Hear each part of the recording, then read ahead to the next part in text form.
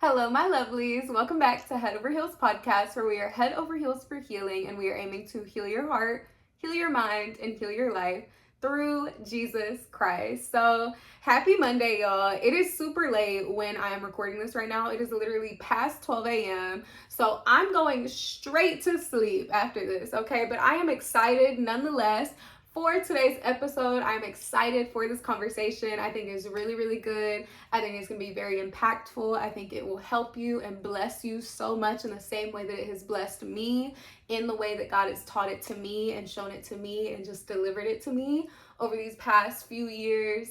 So I am really, really excited to share it with you guys. Obviously, you've already seen the title, so you know that today we are talking about learning how to love your own company.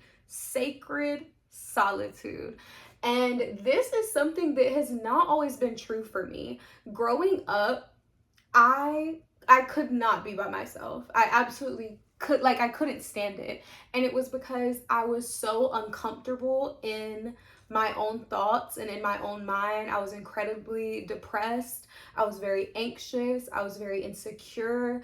I was very fearful. I couldn't bear to be alone because it was like I was getting attacked. As soon as I was by myself, my brain started beating me up, okay? Like I did not have a second's rest. So as a young girl, I distracted myself by constantly being around people. I was always around friends or around like my teammates or around like just anybody that I could be around. Family, friends, strangers, coworkers, whatever it was. I never, ever, ever, ever, ever wanted to be alone. And it was very rare that I was.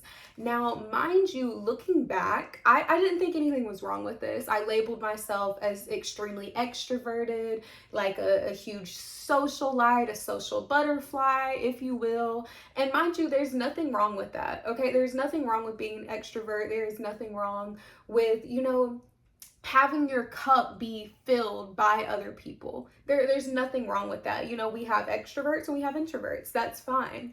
However, there needs to come a point where you have a sense of security in yourself to where you are not going to people to distract yourself from yourself, but instead like people are just an addition to you, but it's not like something that you are depending on. Like you shouldn't have to depend on people to constantly be with you for you to be emotionally and mentally and spiritually regulated.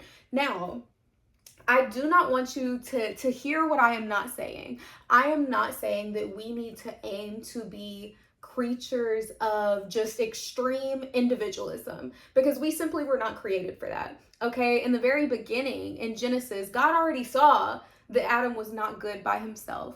God already saw that Adam needed a helpmate, hence why we have Eve. And I wrote down Genesis chapter 2, verse 18, where it says, "Then the Lord God said, 'It is not good that the man should be alone. I will make him a helper fit for him.'" Fit for him. And I feel like I could do a whole word on just this verse right here in talking about just how perfectly orchestrated wives are for their husbands. Like the husband that God has for you, you are gonna fit perfectly into his life, like the missing puzzle piece that he has been looking for. You are quite literally going to be his missing rib that fills in the part of him that has been lacking for his entire life. And I think marriage is so it's such a nuanced thing because it's not just like one answer fits all, one size fits all. I do not think there is, one clear-cut way to be a wife or to be a husband or how to carry yourself in a marriage, because what my husband needs from me may not be what your husband needs from you. What, Sally has to do for her husband may not be what Sue needs to do for hers, because we are all perfectly orchestrated, perfectly fit for the men that God calls us to. So it's important also to not look at everybody else's marriage, and compare it to yours. I do think, it's important to have wise counsel. First, your counsel needs to be God and the word. You need to be making sure that your marriage is aligning with with what God says is a perfectly, orchestrated marriage, with what God says, a good husband and a good wife should look like, what God says a man and a woman should be for and to each other. You know what I mean? Like, God needs to be your counselor first. And I do think that wise counsel is great. I think marriage counseling is a great thing. I think having, like mentors that you look to and you admire in maybe the way that they carry themselves in their marriage, I think that's great, but it is still important to be mindful that still, while they may be advising you in this one thing, of course, listen, but take heed and take every piece of advice back to God, because still, even so, there may be something that may work in their marriage that just simply does not fit in yours. So do not try to make a puzzle piece fit where it just simply is not meant to. But anyways, I don't want to gear too far off on that, because that's not what we're talking about today. We're not talking about marriage. We're not talking about husbands and wives. We are talking about solitude. So back to what I was saying originally. We were created for each other already in Genesis. Right when God created Adam, it's almost instantaneously he realizes that this man is not good by himself. We were created for community. And again, I wrote down Proverbs 18:1. It says, whoever isolates himself seeks his own desire, and he breaks out against all sound judgment. Now, also, mind you, I think it's important to take note of the phrase, his own desire. So many times in the Bible, God warns us of adorning in ourselves too much, of exalting ourselves, of being arrogant, of being prideful. When you are seeking your own desire, that is not out of humility. That is not out of submission to God. Instead, you are arrogantly and selfishly doing what you want. You know what I mean? So the Bible says whoever isolates himself is seeking his own desire. And I think especially in our generation, for sure, Gen Z, we do not know how to communicate with people. We are so awkward and so socially declined and behind. And it's so noticeable, whenever you go out into the world and you're having these interactions with cashiers, or maybe just a random stranger at a coffee shop, or, the barista, or, the salesman, or whatever it is. You're usually not salesman. Usually if you're in sales, you know how to talk to people. But you get my point. Like, you get the gist.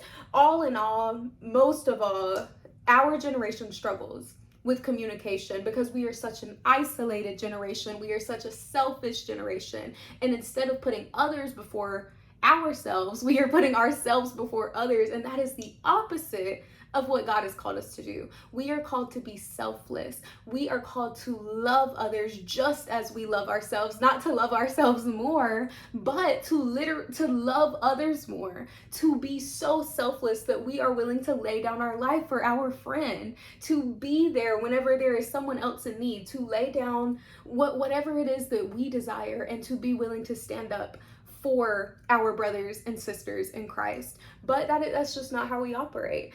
And we choose to stay in our own little bubble. We have all of these things accessible to us. We can literally get our groceries sent right to our front door. We don't even have to go to the grocery store. We don't even have to go out to eat. I can order DoorDash and boom, I got food at my door in 20 minutes. I don't have to go inside to get a coffee. I can go through the drive-thru. I can do a mobile order, so I don't even have to speak when I do get to a drive. Hey, I have a mobile order for Shania. What? Like, we live in a generation where it's so easy to be so isolated because there are so many things that are being created that are making it easy for us to never have to be communal, when in reality we were created for community. So and you're probably thinking, what in the world, like, this is so contradictory to the title, because the title of this episode is Sacred Solitude and learning how to love your own company. And I am going to get to that, but I want to make sure that you are not hearing what I am not saying. I do not think it is good for man to simply be alone. We were not created for that. We were created for community. God calls us to fellowship. But we do need to be comfortable by ourselves, because there is a different level of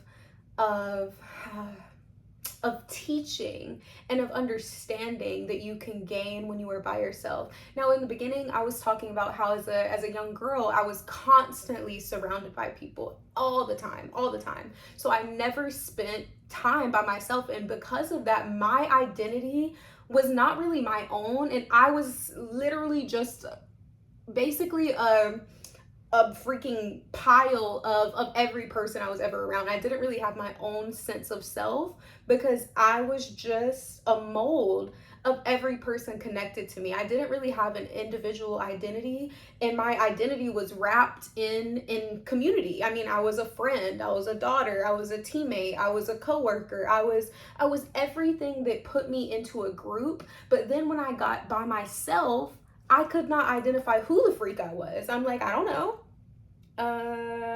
Crickets, you know what I mean? So that is where it becomes negative. And now as an adult, I think I have geared in the complete opposite direction. And me and one of my friends, we had a conversation about this that I think is really interesting.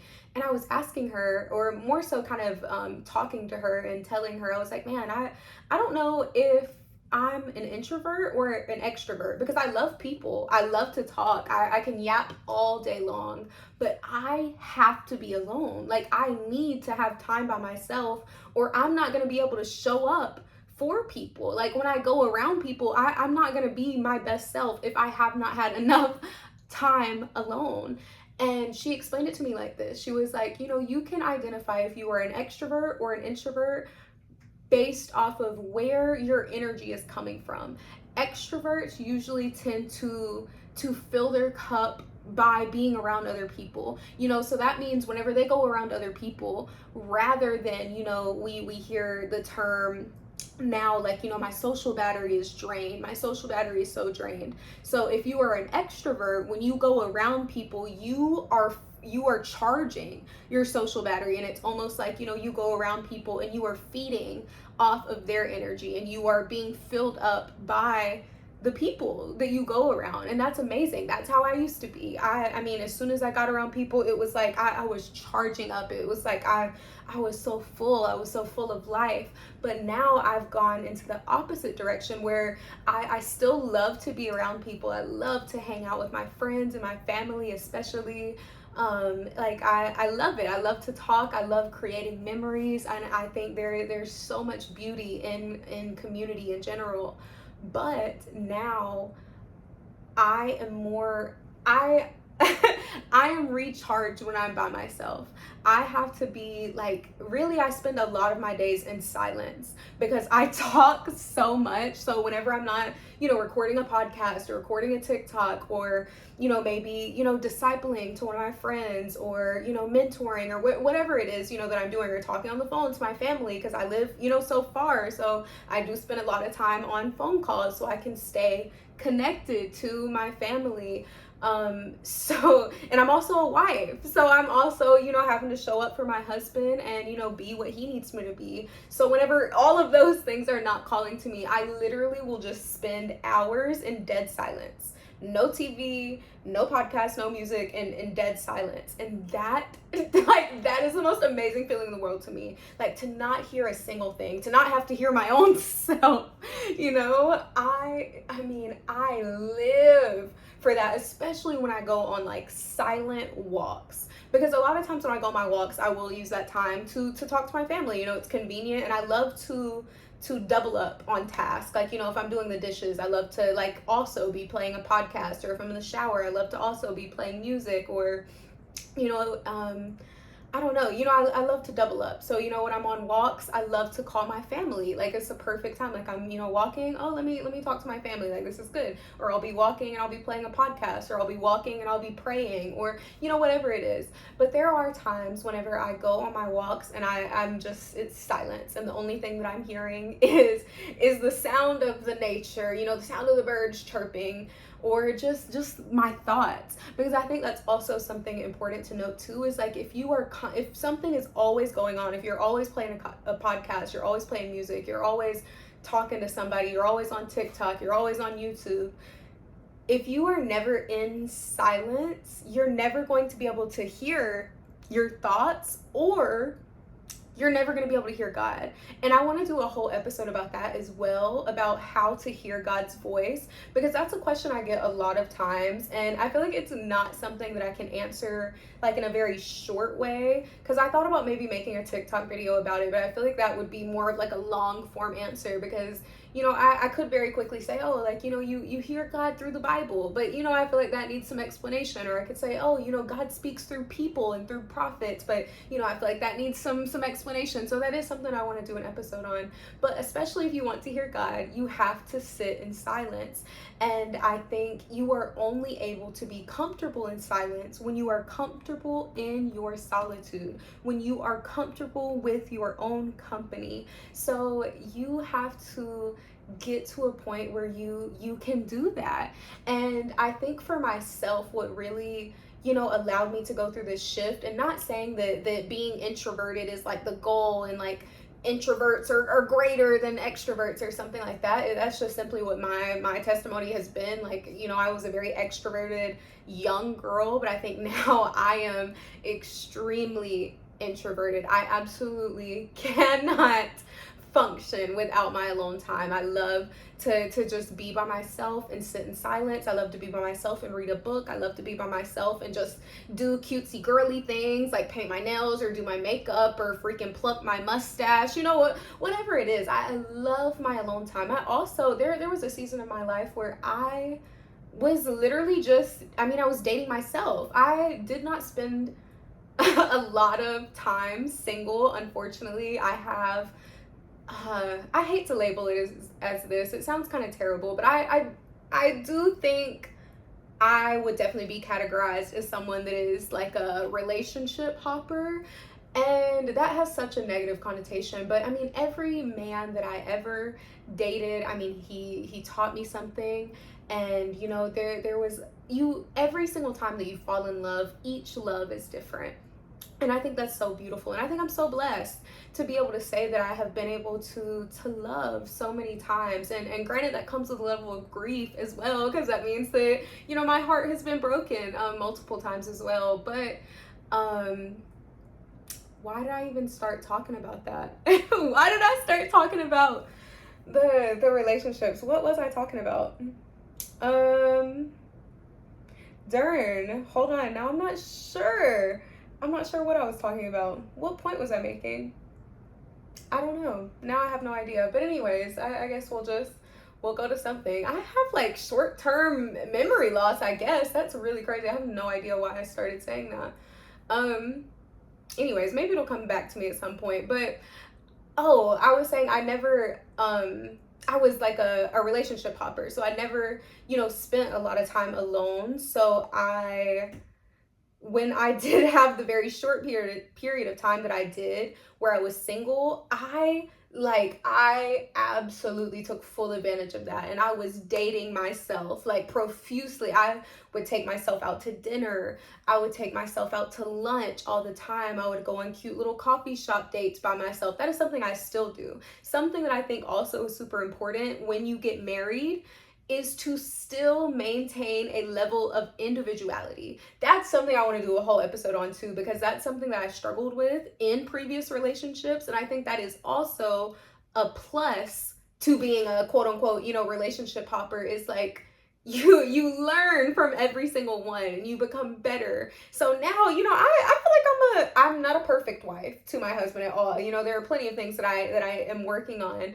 but I'm a dang good wife, because I've learned a lot, and I can't even credit it fully to myself at all. Like, God has taught me so much about marriage and about love and about what it means to be a wife, and just what it means to be a woman in general, what it means to be a daughter, what it means to be a friend, what it means to be a sister. Like, God has really just taught me about the essence of all that I am, and I'm just so thankful. But anyways, that is a mistake that I made in past relationships, is I was far too codependent, and I did not want to have any space. I did not want to be apart. It's almost like I wanted to be conjoined at the hip with whoever I was with, because I had a very anxious attachment style to the people that I loved, because when I love very hard, and that's not a bad thing, but you still like need to learn what it means to still love the person you are with, but do not lose that love for yourself.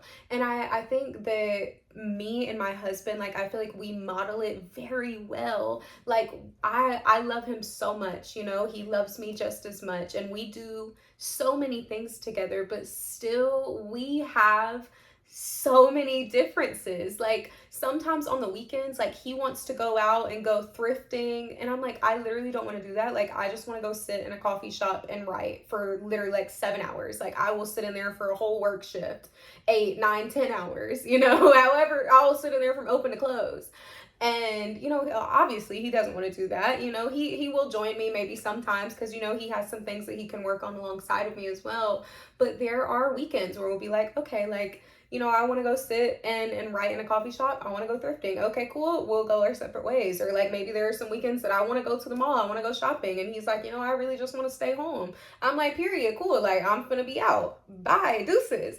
And like, there is a past version of me that that never, ever, ever, ever would have been able to do that, because I was too codependent. I was not comfortable in my solitude. So I was not able to do anything by myself. So something that I would encourage you to do, if you are on a journey of learning what it means to just love your own company, and to love being alone, and to know what it is to have this sacred sense of solitude, I would really encourage you to take yourself out. Go and do things by yourself. Go and do the things that you think you need somebody to do it with, and literally do it by yourself. You do not need somebody to go with you to go to a coffee shop. You can go by yourself. You do not need somebody to go to lunch with you. Go sit and have lunch by yourself. Go to a place where you're going to get served, you know, go by yourself. Go to the movies by yourself. Go to the park by yourself. Go to the gym by yourself. It may be awkward at first. You may like feel weird. You may feel a little insecure. You may feel a little awkward, but I promise you, the more that you put yourself out there and the more that you do it, the more you will come to love it. And I think God was so intentional also in the way that he has just orchestrated my story and the way that things have happened, because he basically, you know, if you've watched my testimony video, it's very long, 2 hours long. I'm so sorry for that. But a part of my testimony is God forced me into this position of being a stay-at-home wife. And I think he did it for a multitude of reasons. One being that he had to humble me. Okay, he had to sit my behind the freak down, because I was way up on a high horse. So he had to strip me of everything so that he could remind me that he is my everything, and that every material thing, it could be taken in an instant. You know, he had to show me, I can take this away, I can take that away, I can take that away, and boom, now what? Like, he had to show me that I was not nothing, because I was far too boastful in my material things. So I do believe that that's one of the reasons why he had to physically, literally sit me down and have me in this position where I'm sat, you know, I am home. And I think also I place so much of my identity and my worth in my career. Like, I was the epitome of like a boss babe type of girl, of like a corporate baddie type of girl. Like, I love work. I still love to work. Like, I'm not gonna sit here and lie to you. I love productivity. I love like growing and building myself. I love working. I really do. I have a passion for it. But now whenever I am working unto the glory of God, and not for the glory of myself. And that is the difference. Like, I was so career centered because I wanted to be great, because I wanted to be rich, because I wanted to have a certain title, because I wanted to have a certain status, because me, you know. And now when I work, I'm like, God, I am doing this for you. God, we are doing this together. God, you are calling me to this space, and I'm working for you. Like, God, you are my boss. I'm not my own boss anymore. God, you are leading me. God, you are going before me, and that is the difference. So anyways, again, why did I get on that tangent? We're talking about being home. Okay, yes. Y'all, my memory is freaking up today. I'm also very tired. I'm like incredibly sleep deprived. I have not been sleeping very well in this season. I've just like had so many sleepless nights. This has been one of them. So just show me some grace, please. I'm doing the best I can, okay? I'm just a girl. But anyways, oh my goodness. So one of the things that I was able to learn and that I'm still able to like continue learning and growing better in is my solitude. So in being a stay-at-home wife, and especially I don't have any children right now, and my husband works a lot, I am alone a lot. Like pretty much 80-90% of the time I'm by myself. And I know God did that on purpose. And in the beginning, when I first moved down here in 2023, my goodness, I thought I was gonna die. Like literally, I I was so miserable. I remember when my husband would leave for work, I mean, I was done for. Like, I would like pretty much cry the entire day. And I'm thinking, I'm getting that visual of that SpongeBob episode where SpongeBob like goes to Patrick and he's like, well, what do you usually do while I'm gone? And Patrick's like, wait for you to get back. And that's how I felt. Like as soon as my husband would leave, like I'm just counting down the hours for him to get back. And it was so awful because I didn't know what to do with myself. I didn't know what the freak I even liked. I didn't know what the freak I even was, who I even was. Like I didn't know anything about myself. So I like God forced me into this position where I was literally forced to learn who I was. And now I wasn't learning who I was in the world. I wasn't learning who I was on a team. I wasn't learning who I was in this friend group or in my family. Like I literally was separated from everyone and forced to be by myself. And that's what I want to talk about when you have a God ordained isolation, not when, like it says in Proverbs 18:1, where it says whoever isolates himself seeks his own desire. But there is sometimes isolation that is God ordained, and that is the difference. We should not seek on our own to just like cut everybody off and to never go out into the world and to never, seek friendship and community, because that's self-righteous. We are made for people. But there are also times when God, he has to isolate us. And that is not only seen here in the earth, but it is seen in the Bible. Jesus went through a time of isolation for 40 days. He was in the desert, and that was when Satan had came to him and he was tempting him. So Jesus went through a period where he was isolated, and in that time his faith was being tested. In that time he was going higher in his walk with Christ. He was being made stronger. And oftentimes when God is isolating us, that is also what he's doing. He's taking us to a higher level with him. There is something that he is trying to teach us. There is something that he is trying to show us. There is some level of preparation that is happening, because I not only think that in my personal life, in my personal testimony, my personal, just experience with this God ordained isolation, I do not just think that he was humbling me. I do not just think that he was teaching me, how to learn about myself and to figure out, like who I am. But I also think this has been a season of like divine preparation. This season where I've been forced to be by myself, God has been preparing me for this next season that he is bringing me into. There are so many lessons that he has taught me. There is so much wisdom that he has bestowed to me. There are so many things that he has like ripped out of me, and it has been painful. It's been a painful process, and I think oftentimes a season of isolation that God is putting you, it's gonna hurt. It is gonna hurt so bad. When God isolates you, you are going to feel it, because he's not just gonna like isolate you just for you to sit and play freaking patty cake. There is something that has to happen. Oftentimes when you are being isolated, there are things that have to be ripped off of you. There are mindsets that he has to tear out of you. There are, certain ideas that he's trying to get you away from. There are certain people that he's trying to get you away from. There is maybe a certain job that he doesn't want you to have anymore. So now you are being isolated, and he is forcing you to go into a new level of thinking, to a new level of dependency. That is especially a lesson that God has taught me in my own isolation, is what it means to fully depend on him. Because before, I was so self-dependent. I was so reliant.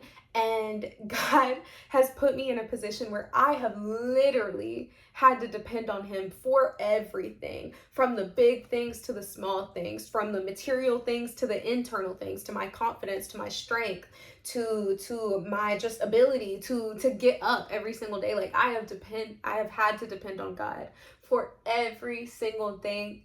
For every single thing, every single day, God has been my daily provision for the entire time that I have been in this season of isolation. And it's making me think too about the disciples. When the disciples were walking with Jesus, they did not like every single day like start their day with like, I don't know, just like a huge tub, a huge backpack of like everything they needed for wherever they were going. One, they never even really knew where the freak they were going. And two, I mean, they had no idea what to take with them because they didn't know what in the world they were going into. And I think sometimes too, God does that to us. And I know for sure he has done it to me in this season where he will literally force you into a position where not only do you don't know where you're going, but you also don't know what you need. So it's like, just like with the disciples, God provided for them daily exactly what they needed and nothing more. He told them not to take more than what they needed, but to take exactly what they needed. And what story am I thinking of where that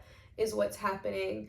I think it's like with the manna that he was providing them, and he told them like, do not take more, do not be greedy, like take exactly what you need for this day and you will be good. And it's like every single day he was providing them with exactly what they needed.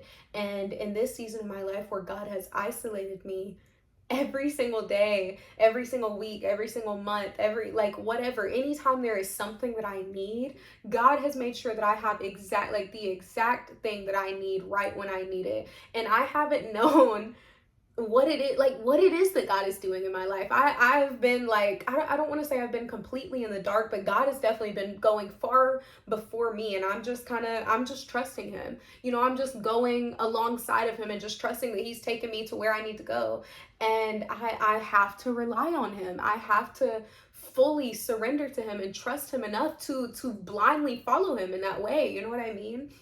So I do think that there is a sense of sacred solitude when it comes to God, because sometimes it's it's not punishment. I know in the beginning, like I was saying, when I was first brought into this season of isolation, I literally thought God was trying to kill me. I'm like, what is going on? And I genuinely thought I was being punished for something. I'm like, dang, what did I do to deserve this? Like, why am I going through this? Like, I hate this. I hated being alone. I didn't want to be alone with my thoughts. I didn't want to be alone physically. I didn't want to be alone in any capacity. And I really thought that God was punishing me. But in reality, he was literally just making me stronger. He was making me into a better woman. He was preparing me. I needed that because now I know who I am. God, like, he took me through a season, and it's like a so clear, distinct, like before and after picture of myself. Even if physically I don't look like a completely different human being, you know what I mean? Like inwardly it is like night and day. And it's like where I was once so confused and so lost, I have answers. I have been found. Like I know who I am. And that is such a beautiful thing that I pray every single person is able to say in their life, because I mean, what a freaking blessing it is to be known in Christ, to know who you are in Christ. That is a blessing, one that I will never take for granted. And something that I think helped me in, discovering who I was. I don't want to go too deep into too much of that, because I feel like it could be like a whole separate episode talking about, how to find like who you are. And I kind of did an episode about that already, like the pursuit of purpose, but maybe that's kind of like a whole different topic, because that's more so talking about what you were created to do and not necessarily like who you are, so I will just say this, something that helped me in finding and discovering myself, aside from, the obvious like praying and reading my Bible and just staying as connected to God as possible, but also just doing random stuff. I just started diving into random hobbies, and some of them stuck and some of them did not. Like, my mom loves puzzles, so I thought, let me try to be a puzzle girly. Like, this looks cool. I was starting to see a lot of girls do puzzles on TikTok. I'm like, let me be a puzzle girl. I try to do puzzles. I hate puzzles. I'm not a puzzle girl. Like, that's not me at all. I tried to do baking. I love watching baking videos on TikTok. I love dessert. I tried to be a baker girl. I'm terrible at baking. Not me. Let it go. That's fine. And I just kept trying random things until I finally started discovering things that I really enjoy, that I really do love to do. I'm like, wow, like I really like this. Oh, I really like, and even in like, not even just in hobbies, but also in like things you wear, like, try different styles, figure out what makes you feel confident, figure out what makes you feel good. Maybe, switch up from what you've been used to and what you feel so comfortable in, and, kind of branch out a little bit, try new hairstyles, dye your hair. I dyed my hair a few times. They looked terrible. I went blonde at one point in 2023. Then I went like a maroon, and then it started fading out. It looked like, I don't know, orange, kind of like, I don't know. Like, self-discovery is such a fun journey, because it just, I don't know. I feel like it's never ending. I feel like I'm still, discovering who I am, but I think that's the beauty of life. And I think the more you discover and the more you uncover, you start to really be able to identify just how perfectly orchestrated God has made you, because you will start to identify the gifts that He has placed in you, the hobbies that you love because of who He has made you to be, and you start to see the why behind like the things that you love to do, because you start to see like how God can literally use it for His glory. Like, for example, I don't know, let's say you love to dance, right? And God uses that for you to like be on a praise team, or maybe you start like a Christian dance like hip hop studio. Like, God can use that, and you're like, man, like God gifted me in this area, and like now I'm able to use it to glorify His name, and I just think that is so beautiful. So self-discovery is definitely a very key element in solitude, because the more you know about yourself, the more like happy and comfortable you will be by yourself. So in the beginning, I was saying, when my husband would leave for work, I would just cry, and I would just literally be waiting on him to come home, because I hated being alone in the beginning. But now it's like, I'm like, man, like when is this dude leaving? Not that, I'm ready to see him go or whatever. I love hanging out with him, but sometimes I'm so excited to just get by myself, and to do my own little thing. And that is like, that's just such a testimony for me. Like, coming from a place where I literally could not even stand to be alone for 5 seconds, to now I can go out into the world by myself and not feel scared, not feel insecure, not feel anxious. I used to literally even get anxious ordering food at a drive-through. Like, I would start stumbling over my words because I was so socially awkward and anxious when I was just by myself. I would be thinking too much. Sometimes I think too, we are a little too self-aware. Like, we think that people are thinking about us far too much. Like, people are not as like focused on you as you think they are. Like, I don't know how to make that make sense. Not that you do not matter, not that you are like not valuable or something, but sometimes like we think a little bit too much, like we're going too deep in it when it really is not that deep. So yeah, like I really just encourage you to just dig, just keep digging, and don't stop digging until you find what you're looking for, because even that's biblical. It says seek and you will find, and more, of course that's talking about God. Seek God and you will find Him, but also the more that you seek God and the more that you find Him, the more He's going to allow you to find yourself. And my verse, I always like pick a verse at the beginning of every single year. I've been doing it since 2023. My husband and I, at the beginning of each year, we will pick a verse that is like, you know, our overview of the year, right? And then we make our goals and all the things. And my verse for 2024 was James 1:17, and I believe this is a verse that I quote very often. It says, "Every good and every perfect gift is from above, from the Father of heavenly lights." And I just love that verse because I don't know, it just perfectly, you know, verbalizes how every part of us is strategic from God. Like, God did not make a mistake. Like, you love animals for a reason. You love anime for a reason. You love music for a reason. You love makeup and beauty for a reason. You love people for a reason. You love sports for a reason. You love health and fitness for a reason. Like, God can use all of that. He wants to use all of that. And how beautiful is that? You know what I mean? And also something too that I want to point out is that when you are learning what it means to love your own company, I think too it really is just pointing you closer to God. Because when you are by yourself, you're never really by yourself anymore.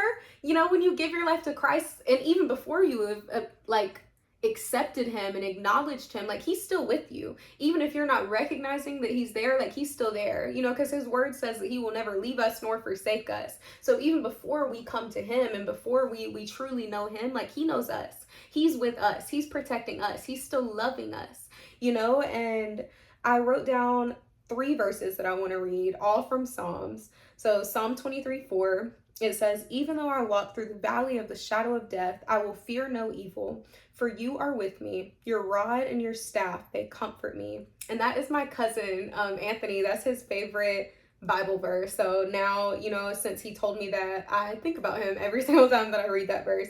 But anyways, another one that I want to read, Psalm 139:7. It says, "Where shall I flee from your spirit?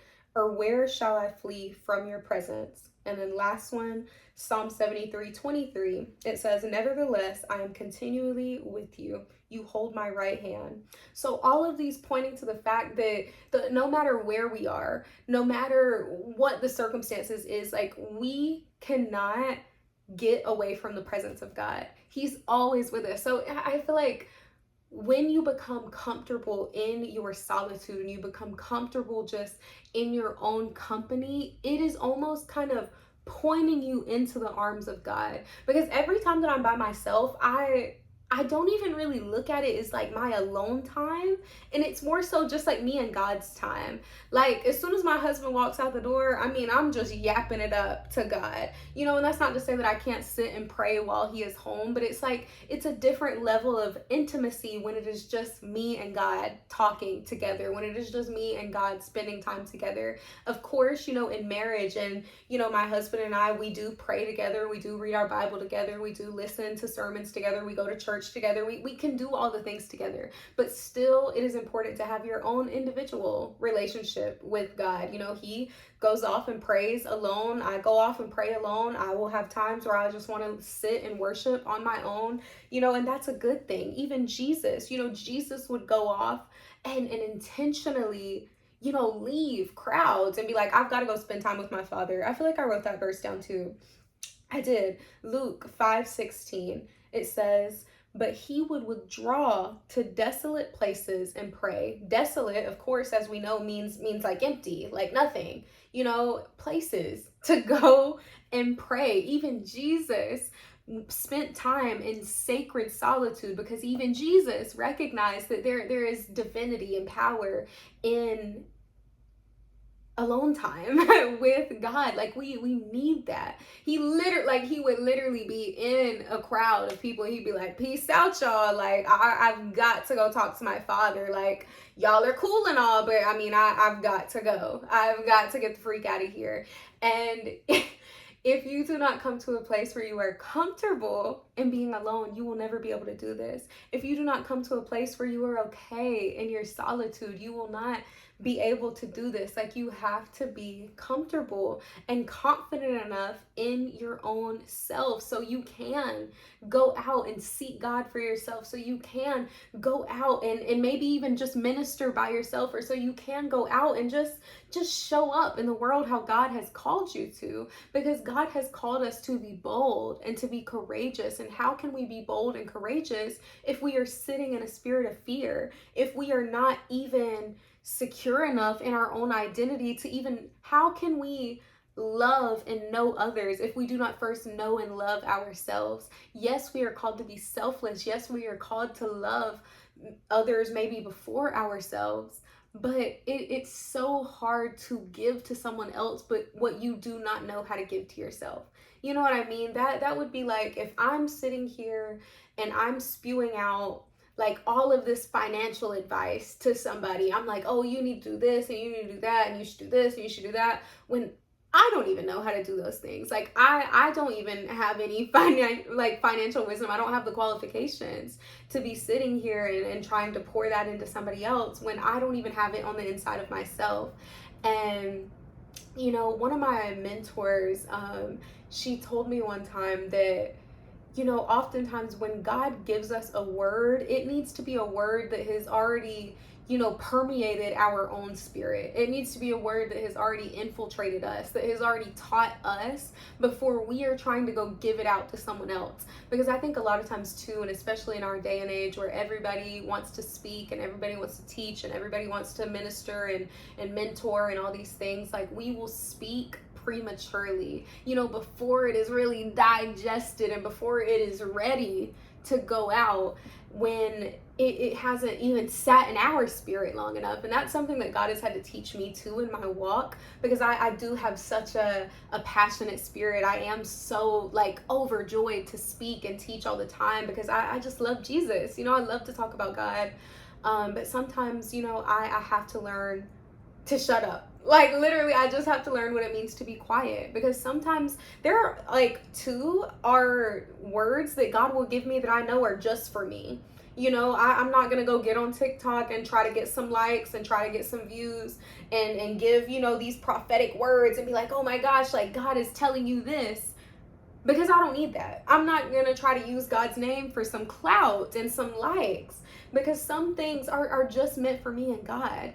And I think that comes with a certain level of discernment and also a certain level of just self-control. You have to know how to control your mouth enough to know what it is that you need to say and what it is that you just don't need to say. Just like it says in Ecclesiastes, like, there is a time to speak and there is a time to shut the freak up. You know what I mean? It doesn't say that exactly, but that is what it says. Like, there is a time to speak and there's a time to listen. There's a time to speak and there's a time to not. You know, something in those regards in Ecclesiastes chapter 3.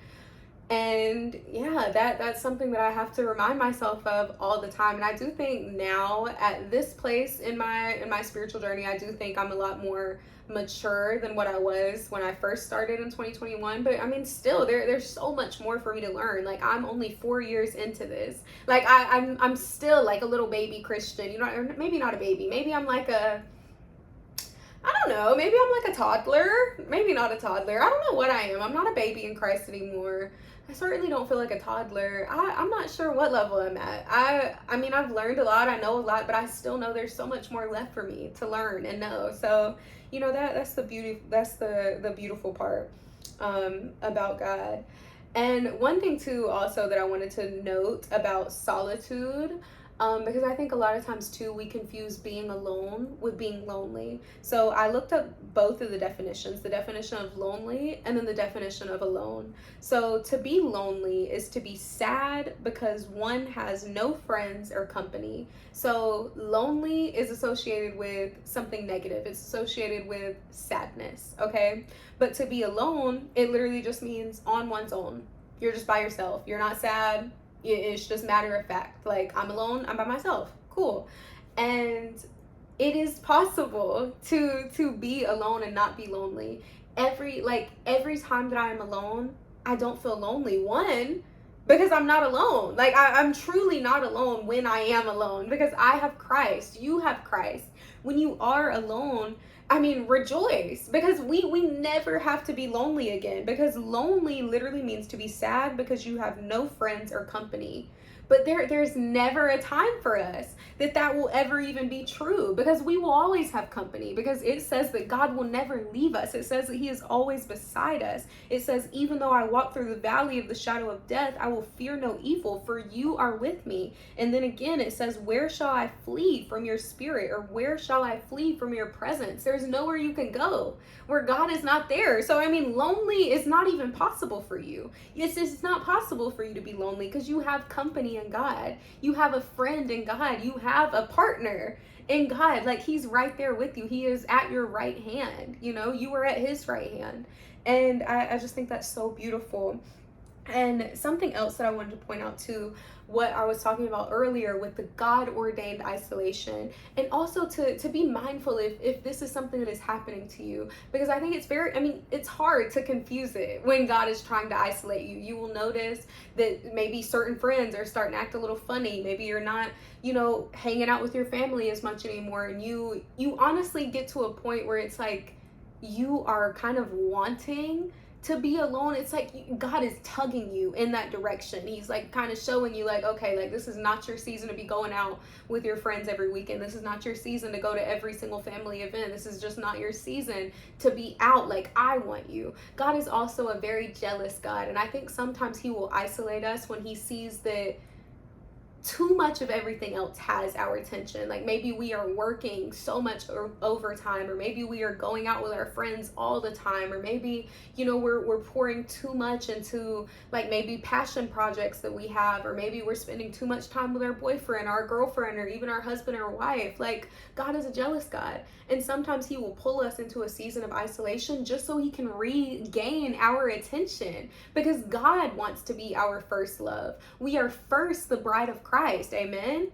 Even if you are a man, you are first the bride of Christ. You are not literally, a woman, a bride, or whatever, but still, there's no, like, gender to it. You know what I mean? Like, that is just simply meaning that we are first belonging to God. We are first in covenant with God. We are first his. We are his bride. We are the church is the bride of Christ, okay? And sometimes God will put us in isolation simply because he misses us. He wants our attention again. He wants our heart again. He wants us to come back to him. So he will force us to, because when you are isolated with God, he is going to continue to teach you, and he's going to continue to speak to you, and he's going to continue to reframe your thoughts. So then when you come out of that isolation, now you have a new level of understanding. Now you have a new level of wisdom, to now you are going to steward it a lot better. You are going to carry yourself a lot better. You are going to walk about life a lot better, because God has taught you. He has prepared you. He has made you new. You are never going to be brought into a God-ordained isolation and come out the same. You are always going to go through a transformation.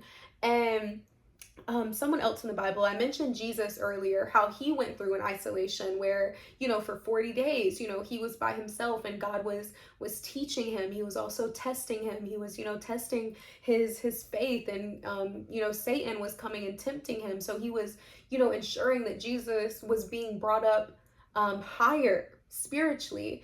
And also, in addition to Jesus, David went through a season of God-ordained isolation where he was hiding from King Saul. Because if you know the story of King Saul and David in the Bible, King Saul had a lot of hatred and like animosity and jealousy for King David, because David took his position. So he hated David. He absolutely despised him, and he wanted him dead. So David would be hiding from King Saul, and he spent a long time doing this. And while he was in hiding, and while he was running from King Saul, this is when David wrote a lot of the Psalms that he did, where he was so sad, and he was in this pit, and he was like just so depressed, and he was in this place of disparity. Like, he was hurting. He was in these periods of isolation, and it was painful. But even while he was in these pits and he was in this isolation, still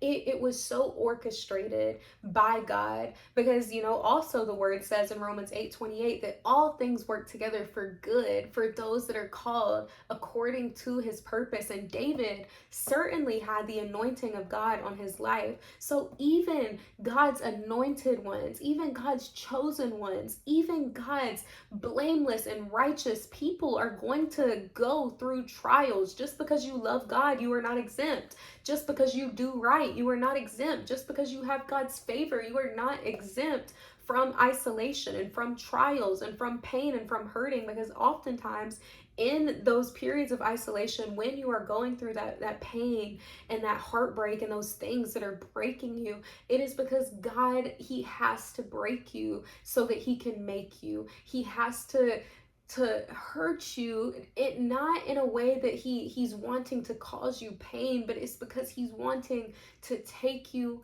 higher. When you experience heartbreak, like you come out stronger on the other side.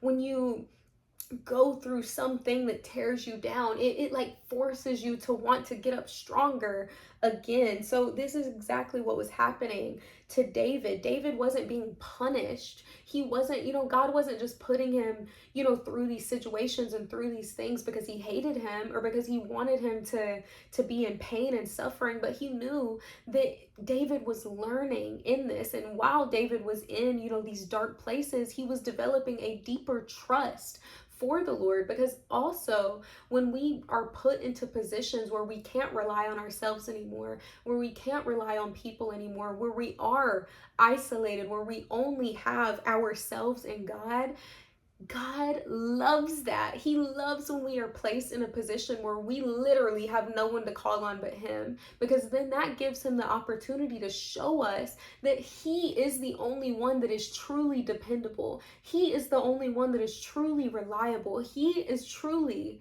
the only one that is worthy of being exalted, that is worthy of our praise. Hold on, y'all. Let me take a sip of water.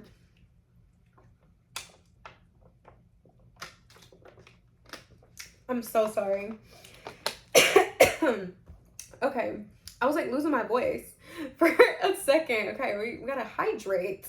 But anyways, God is not doing these things to hurt us. It is just simply to mold us and to make us better. Because there are certain things that we just simply will not learn without going through the fire a little bit. There is a certain level of strength that comes from coming out of something like that. You know what I mean? And then again, another person in the Bible that I wanted to note that went through, just an extreme, God ordained isolation is Moses. Moses, for 40 years, he was in isolation. And this was after he had fled from Egypt. And his isolation is what led to his encounter at the burning bush. So Moses was isolated, and it was not only preparation, but it was also, like myself, it was like a period of humbling. Like God was humbling him. And because Moses was by himself, like when you get to a place where the world is turned off, where your family is turned off, where your friends are turned off, and even sometimes your husband, your wife is turned off, like when the noise of life is silenced, you are able to hear God in such an unexplainable way. It's like his voice is so magnetized, and it just your spirit becomes so much more sensitive to him, and it's like you're seeing him in every little thing to which you wouldn't see before because you would be distracted. But now, because God has got you to yourself, he has got you isolated, he has got you on your own, he knows that you're gonna see him more clearly, you're gonna hear him more clearly. And that's exactly what happened with Moses. Imagine God speaking to you through a burning bush. The only way that you would ever be able to know that and to hear him in that is if your eyes are spiritually open to him. And I mean, sometimes that's just exactly how it has to go. And I can use another personal example. So in 2020, 2022, I believe. It was either 2022 or I think it was 2022 into early 2023. I lived in Wilmington, North Carolina for a short period of time with this guy that I dated. I know, stupid decision. Like, why would you move in with a guy that you know you only been dating for a short time? I was young and naive and whatever, but it's okay. But while I was living there, I went through a period where I knew we were about to break up. I knew, God was separating us. And, I had a lot of time where I was by myself. And I knew that God was bringing me into a season of isolation. I could just feel it coming. And I was trying to get more comfortable with it. And I fasted for the first time. I did a 3-day fast from food. I still was drinking each day, but I did a 3-day no food fast. And I asked God, I was like, I just want to hear you more clearly. That was my only intention for the fast. I was like, God, I just want to feel close to you. I just want to hear you more. I just want you to speak to me. And I promise you, for those entire 3 days, I was incredibly isolated. I was by myself. I didn't really watch a lot of TV. I didn't tune in to too much of social media. I was so isolated. It was just me and God. And for those 3 days, I heard God so clearly over and over and over and over and over again. He was speaking to me in ways that I had never heard him before. He was like getting my attention in ways that I had never seen before. And I mean, it was insane.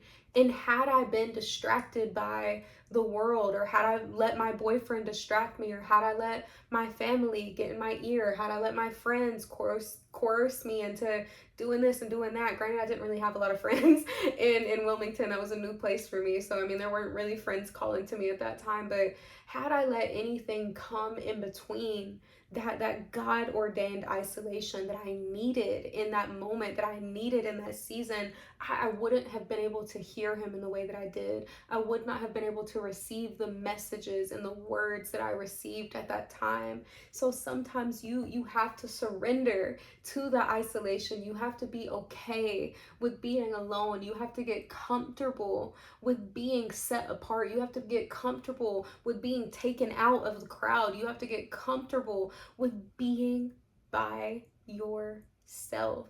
Because as followers of Christ, as his disciples, as believers, we are oftentimes, we're not going to fit in with a lot of crowds. We're not going to be able to go into every room that every other person is going into. And God is going to have a new level of just protection around you. And I think a lot of believers as well, like, they're just not out like that. Like, they're really just not out hardly at all. And if you ever meet like anybody that is, old, that has been walking with God for a long time, somebody maybe, 60 and above, like a lot of times, like they do not go out too much. Like they go out maybe when they need to go get some groceries, and then for the most part they're at the house. Like, they are spending time with God and themselves, because they have seen, one, how evil the world is, but two, because it's just like there's such a peace that comes with just being with you and God. Like,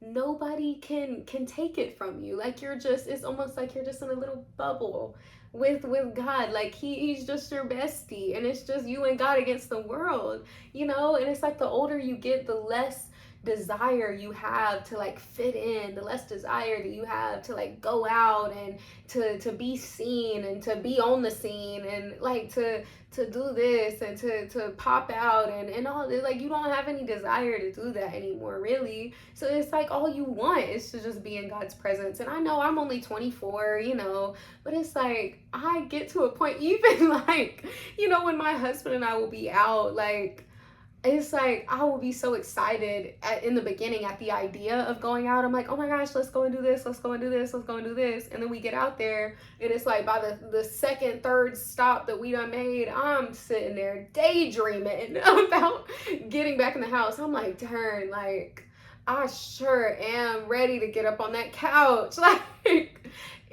oh my God, it's just because, I don't know, like, being out is so draining too, whenever you are super in tune with the Lord and just super in tune with your spirit, man, because it's like when you go out, it's almost like you're feeling and catching everything else that is sitting on everybody else. So then it's like it's not even enjoyable really when you go out, because it's like, darn it, like these people's spirits is getting up on me, and then you got to go home and you got to spend extra time with God, because now you got to get it off of you. I sound like my grandma. I just think that's so funny. My grandma used to say stuff like that, and when I was younger, I just thought she was insane. I never knew what the freak she was talking about, but now I get it. I'm like, I get you, grandma. I understand. Um, and yeah, something else that I wanted to make note of as well. So if you notice, when I mentioned the example of Jesus spent 40 days in the desert, right? When he was in his period of isolation. And Moses spent 40 years in isolation after fleeing from Egypt. And I wanted to make note of that because in this generation, we think about angel numbers, right? And I used to be a victim of this. I used to be so heavy into like astrology and the zodiac signs and the angel numbers. Like anytime I was seeing, 1111 or a bunch of fives or a bunch of fours, I'm like, oh my gosh, let me go to Google. Like, what does this angel number mean? Angel numbers are not real, okay? Angel numbers are not real. And you have to remember that the devil is going to take everything that belongs to God and he's going to pervert it, and he's going to make it evil. He's going to make it sound good. It's going to look cool, but it's not. Angel numbers are demonic. But God does use numbers. God will speak to you through numbers. And I do believe the number 40 in the Bible is God showing like transition and change, and like just such a significant shift. Because when Jesus, after he spent those 40 days in the desert, that was like right before his ministry. And then Moses, when he spent 40 years in isolation, that was right before his encounter with God in the burning bush. Like, those are significant things. Those are significant points to transition and change in the Bible. So God can use numbers to speak to us, and we just have to look at what it is that he's showing us in it. Just like I think the number 3 is a huge number in the Bible, because Jesus, he rose on the 3rd day, and then in Esther, she fasted for 3 days, and then man, darn it, there's so many other implications of the number 3, but you have to look at what God is saying in numbers, not angel numbers, what the Bible is saying in those numbers. And oftentimes too, let's say that God does speak to you through numbers. I do think that's a way that God speaks to me as well, because I'm just always very mindful of numbers. Like for the past like maybe few months, I've been seeing the same exact, every single day on the clock I see the exact same time. I'm not gonna say what it is, because I feel like it's just between me and God. But I keep seeing that same exact number. And I know it's him tugging on me to do this one thing that he's been calling me to do for a long time. And I see it every single day. And it's like I see it AM and PM every single day. And it points to a verse in the Bible that is something that I know God is calling me to. And I just keep running, which is not good. But still, I just wanted to make note of that and shine light on that, to show that God does speak through numbers, but it is going to point you to the Bible, to scripture, not to some site on Google, not to some angel numbers, but to the word of God, to the word of God. So be mindful of that. We're getting a little over an hour, so I do want to shut up. I'm trying to see if there's anything else that I want to note. Oh, okay, something else that I wanted to say. So this is a quote directly off of Google that I wanted to say about just being content in your own company. So I personally love psychology. Before I dropped out of college, I was a psychology major. And then when I was in high school, I absolutely adored psychology. That's what made me want to go into psychology in college. And when I first started this podcast, I thought it was going to be a more like psychology, mental health focused thing. When I first started it in 2021, it was Nights with Naya. And I would talk about like a lot of psychological things, like like the psychology behind being empathetic, or why psychologically we have a desire to help other people, or whatever the case. And more so, those things are what started with my blog, because Head Over Heels originally was a blog, a website that God had me create, where I was just posting blog posts, and it was like very mental health centered, like very psychology focused. And then Nights with Naya was more so separated, and that was my first podcast. And if you go on my Apple Podcast and Spotify, you can unfortunately listen to all of my old episodes all the way back from the very beginning when it started, with Nights with Naya. And I almost was gonna delete those, but I feel like it's so cute to just remember where I started, and to remember that sweet little 20-year-old girl with just an idea and a passion. It wasn't a fully birthed idea. Like, it was very prematurely brought out. I do know for sure that it was God ordained, but I wasn't mature enough in my faith to know I don't have to act immediately as soon as God gives me an idea. Like, sometimes he's just giving you the idea and he's planting the seed. That doesn't mean that you need to go full forth immediately. Like, sometimes he's like, okay, like, this is something that you are gonna do, but let's water it a little bit. Let's work on this together a little bit. But anyway, so those are still up. But anyways, mind you, so I say all that to say I love psychology, and still, even though this podcast is, of course, now more rooted in Christ, I still feel like it has a large, centering on mental health and healing, because I feel like that is just a huge part of my testimony. I feel like that is where the enemy has attacked me the most, and where he attacks a lot of us the most. He really gets in our mind, because if the enemy can get your mind, he's got your life. You know what I mean? And that's why I say, at the beginning of all of our episodes, because it's, the Head Over Heels mantra, if you will: heal your heart, heal your mind, heal your life. Because when you heal your heart, I feel like that's where Jesus starts, and when you invite Jesus into your heart, then you allow him to start working on your mind. And once he begins to work in your mind, then your life begins to change and your life begins to be healed. So heal your heart, heal your mind, heal your life, through Jesus Christ. Anyways, yapping when I could have just been read this. So anyways, I wrote down this quote from Google. And it says, psychologically, being content with your own company is a sign of strong self-worth and emotional independence, reducing reliance on external validation and fostering personal growth. And I think that's so good. And especially, like, just knowing, what I've been saying this whole episode, like, growing up, I was always so, surrounded by people, and maybe not like intentionally was I sitting there thinking, oh my gosh, like, I'm around all these people for this sense of like external validation and like codependency. But maybe that is what it was, being around people, you are constantly getting, this sense of validation, and like this sense of recognition, and this sense of belonging. When you need to know what it means to just belong to you, because at the end of the day, all you have is yourself. Like, those friends aren't following you to bed at night. Those friends aren't going with you to work every day. Those friends aren't partnering with you in every single part of your life. So you have to be your own best friend first. Or first you need to be Jesus's best friend. And then he will allow you to know what it means to also be yours. He will allow you to know what it means to love yourself.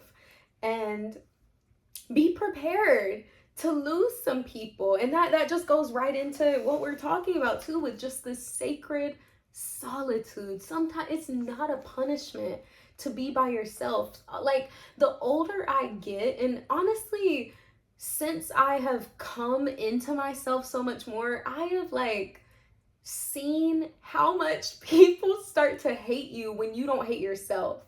Like, literally, there have been so many girls that I have just stopped being friends with, or they honestly just stopped being friends with me as soon as I started to like get a little more confident, as soon as I started to grow a little bit more, as soon as I started to get closer to God and he was allowing me to become, just better in who I was, not in like an arrogant way, like, oh, I'm better than you, but like just in a way where like I'm not loathing, like I'm not self-loathing. I'm not sitting there like hating myself all day. I'm not sitting there wallowing all day. It's like as soon as I start to like breathe and I'm standing a little taller and I'm like, wow, like I'm I'm chilling. Like people will literally start acting so weird, and then all of a sudden they don't care to talk to you. But when you're depressed, they love they're blowing your phone up. They're like, oh my gosh, what's going on? Oh my gosh, tell me everything. What's happening? Oh my gosh, what's but then it's so if they text and they're like, oh, how are you? Oh my gosh, I've been so good. The Lord has been blessing me. He's been pouring into me. Like I'm blessed. Crickets. Like people don't want to hear that. Then all of a sudden you switched up. Now you acting different. How am I acting different? Because I'm happy and confident now? Like what? Like some people only want the broken version of you, and you have to like realize that sometimes solitude is a gift. Like the older I get and the more mature I become, especially the more emotionally and spiritually mature I become, I don't give a fat darn if I have a single person around me, not a single person. I I am so comfortable in my identity and in my relationship with Christ. I don't give a freak. Like I don't give a freaking darn if I don't ever talk to a single person again, because honestly like people really just are weird. People are super weird. So if God took every person away from me, again, I've lost people over and over and over and over and over. And if God strips me down to nobody again, I'm gonna be good. I just don't care anymore. I don't care to like try to, I don't know, look cool on social media. I think I went through a phase like that. I loved like what hanging out with people looks like online. I love being able to take all the cute little pics and look like a social butterfly, socialite, like whatever, like, oh my God, I'm so cool, I have so many friends. I don't give a darn. Like I just don't care. Like I don't care. I have my family at the end of the day, and I have my husband, and if that's all I got, I'm cool, and I'm coming to realize that it really is a gift. It really is a gift to be in solitude. It really is a gift to be by yourself, because it's not punishment. Sometimes God is doing it for your protection. Sometimes he's removing those people because you didn't hear what they were saying about you as soon as you walked off. You didn't hear what they were saying about you behind closed doors. You saw them like a post on Instagram, and in reality, as soon as they saw it, they said, ugh, look at her posting up on here again. Who does she think she is? Oh, she trying to be an influencer. Oh, I could never do that. Girl, I don't know how you post every single thing. I'm laughing because these are like literally real conversations that I've had from my quote unquote friends coming to me saying this weird stuff. They're no longer connected to me because I don't play that anymore. My God has gave me the discernment that I have long prayed for, and as soon as he gives me a whiff of you being a weirdo, oh, you're cut. You are not getting access to me anymore.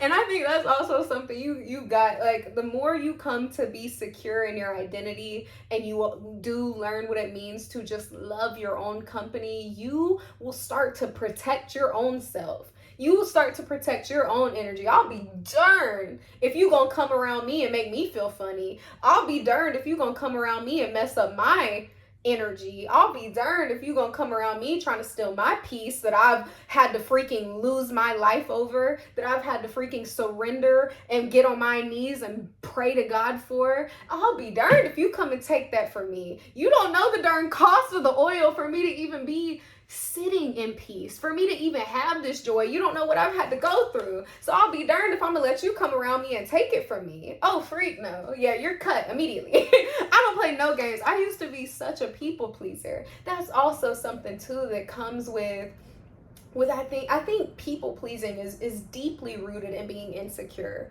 Like you will not give a darn to people please if you are confident in yourself, because why the freak do I need to please you? Like, why do I need validation from you? Like, God already told me who I am. So why the freak I need you to tell me? Like, I already know. Like, I don't have no reason to try to please you. Like, you're not writing my ticket into heaven. Why do I give a darn what you think? You know, and that's not to say I do think the right people, the right community, the people that actually love you, the people that are actually sent from God, like, you can listen to them. You know, like, it's okay to take advice from somebody. Like, if one of my girlfriends, I really probably only have, like, I'll say three, maybe four, maybe 3.5, I don't know, true girlfriends that I know for sure are riding for me, and I love them. Like, you know, if they tell me, hey, like, that outfit is disgusting, I'm gonna be like, okay, period. Like, what do I need to do? How can I fix it? You know what I mean? Like, I'm not trying to tell you, like, I don't know, to shut everybody in the world up, because everybody does not hate you. You know, everybody does not have your worst interest in mind. Like, everybody's not a hater.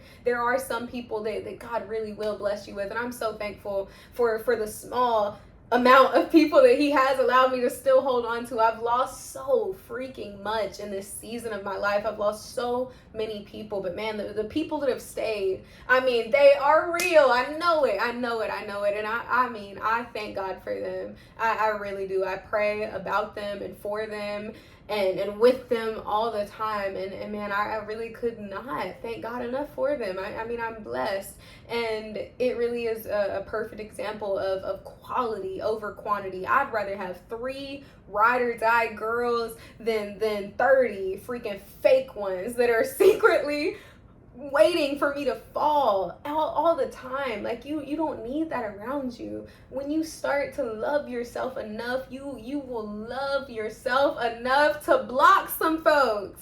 You will love yourself enough to get the freak away from people. You will love yourself enough to get by yourself. Like, come on. Like, why would you rather be around people that are sucking the life out of you, that are making you feel like garbage, that you feel like you're having to prove yourself to, than to just be by yourself? Like, just prove it to yourself. I also had to come out of that mindset where I was constantly seeking the applause and the approval of other people. And I had to get to a point where I was sitting by myself, and what I was doing was for me and for God, first and foremost for God, and then for me. I don't need you to clap for me, because this isn't for you. This is for me. This is something that God is calling me to do. So even if you don't say a darn thing, even if you don't acknowledge a single thing that I'm doing, I'm proud of what I have done. I can't escape myself. You know what I mean? You're stuck with you for your entire life. I have been there for me. God has been there for me. Well, I mean, we have each other. God has me. I got myself. You know what I mean? Like, I have seen the work that I have put in. I have seen the things that I have done. I have sat here, and I hate to say I so many times, because it's not even me. It's never me anymore. It is me and God. Me and God are in tandem. We are in partnership. Like, every part of me is his, you know? So I mean, I'm not going to allow anybody to freak that up. I don't need anybody to clap for me, because God is clapping for me. I'm clapping for me. I don't need anybody else to tell me I'm doing great. I know I'm doing great. God told me I'm doing great. I don't need anybody to tell me I'm beautiful. God already told me that plenty of times. I don't need somebody to tell me that I'm smart. God already told me. I don't need nobody to tell me nothing, and you shouldn't either. You know, we don't need anybody's validation or approval but the Lord's. What is God saying about you? What is God telling you? What is God telling you to work on? What is God telling you to fix and to heal? What is God telling you to take out of yourself? What is God telling you to pour a little more in? You know, what is God requiring of you? Forget what them people think. You know, if you know for sure they ain't sent from God, get them gone. Because if they ain't sent from God, who are they sent from? Who's the other one? I don't know. The devil sends people too. I don't know. Anyways, y'all, this episode is really long. So, y'all know we've got to go. And I'm going to go to sleep. It's late as freak.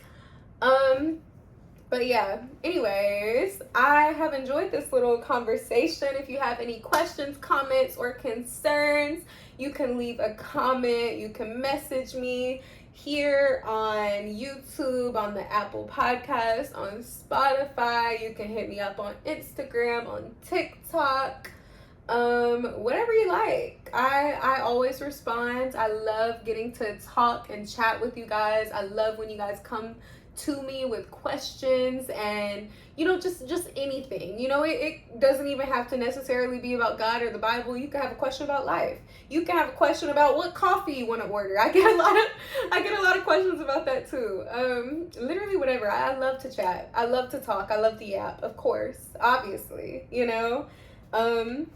So yeah, I hope that you can take something from this episode. I hope that you can truly learn what it means to have a sense of sacred solitude and to truly start loving your own company. If you have any questions about that, I would love to help you. I know that my own personal journey of learning to love my own company was hard. It took a very long time. And I would love to help you. If you need ideas of what to do by yourself, if you want to know where to start, if you like, I don't know, whatever you have, whatever you like, if you have any questions, I am all about talking self-love, self-confidence, and just security in yourself, because I feel like it's just a huge part of my own testimony. And I am so thankful to now be on like an opposite side of it, to where now like I can help somebody else.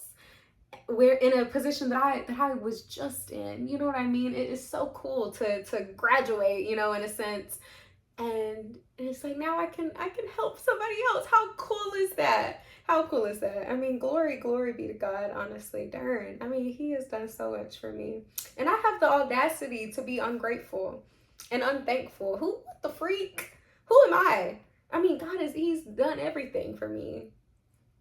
I mean, I have everything in the world to be thankful for. I wouldn't be a single ounce of who I am today if it weren't for him, And anyways, yeah, that's all, y'all. This is a pretty long one, but again, I hope you learned something. I hope that you can, yeah, let's just stop. I don't know why I do this at the end of every episode. I just get awkward, but y'all know the drill. Y'all know the vibes. I will see y'all, Monday? So I will see y'all in Sunday's episode next week. Another Sips and Scriptures. Y'all know the vibes. Yeah. Love you guys. Bye.